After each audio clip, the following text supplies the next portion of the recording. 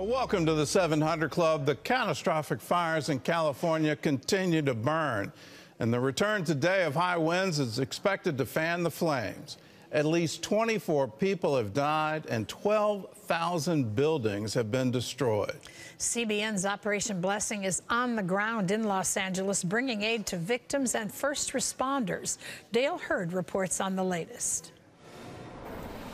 Firefighters in Southern California bracing for conditions to worsen with the return of powerful Santa Ana winds, with gusts up to 70 miles per hour expected today. High winds and flames have already left some of the most expensive neighborhoods in the world looking like a nuclear blast zone. Evacuation orders remain in place for areas devastated by the fires, frustrating many residents anxious to see if anything is left of their homes. Have you seen the house? No, they don't let me. Authorities have suspended police escorts into the hardest hit areas, saying they don't have the resources to meet all the requests. And some neighborhoods are too dangerous to enter. In driving around some of these areas, they literally look like war zones. It is not safe.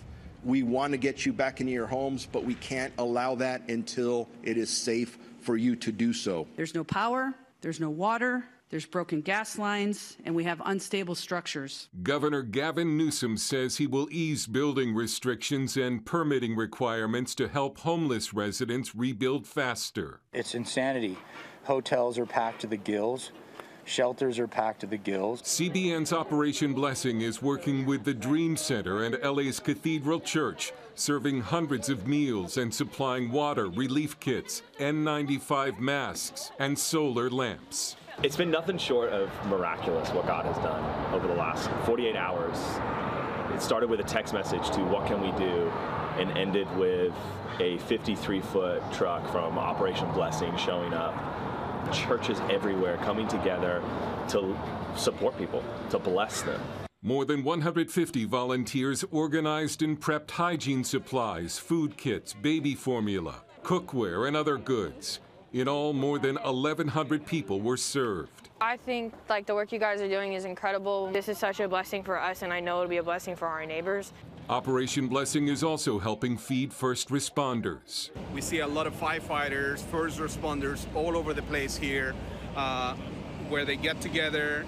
We just deliver some lunches for them, some hot and cold meals for them. The National Weather Service has issued a red flag warning for severe fire conditions through Wednesday because of high winds.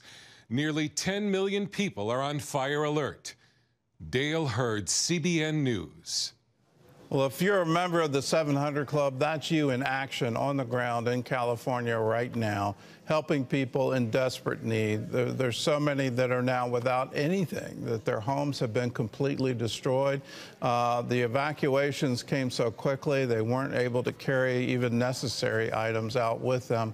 And you're there for them to let them know that you still love them. If you're not a member of the 700 Club and you want to join in this effort, it's real simple. All you have to do is call us. 1-800-700-7000. Say, yes, I want to join. And when you do, realize a portion of every gift you're giving is going into the work of Operation Blessing. Well, in other news, a number of President-elect Trump's cabinet nominees are preparing for their Senate confirmation hearings. John Jessup has more on that story from our CBN News Bureau in Washington. John?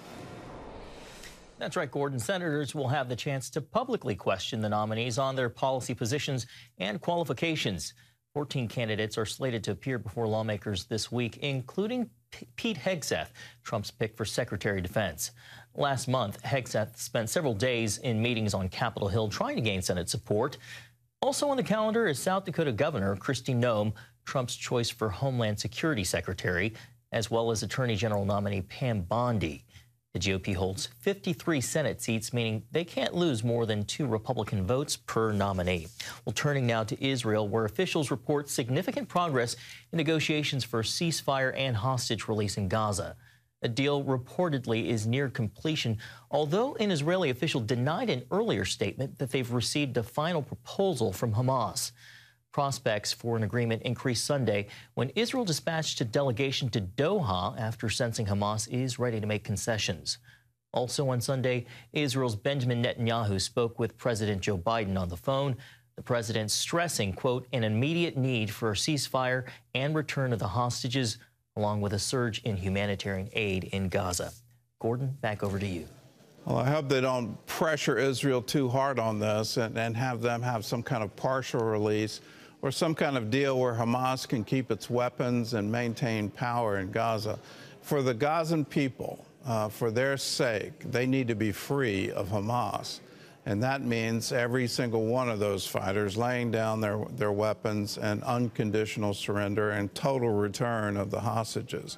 Anything less is just going to kick the can down the road. They'll just rearm and wait for yet another opportunity to attack Israel. If we want enduring peace in the Middle East and in Israel and in Gaza, that enduring peace means no Hamas.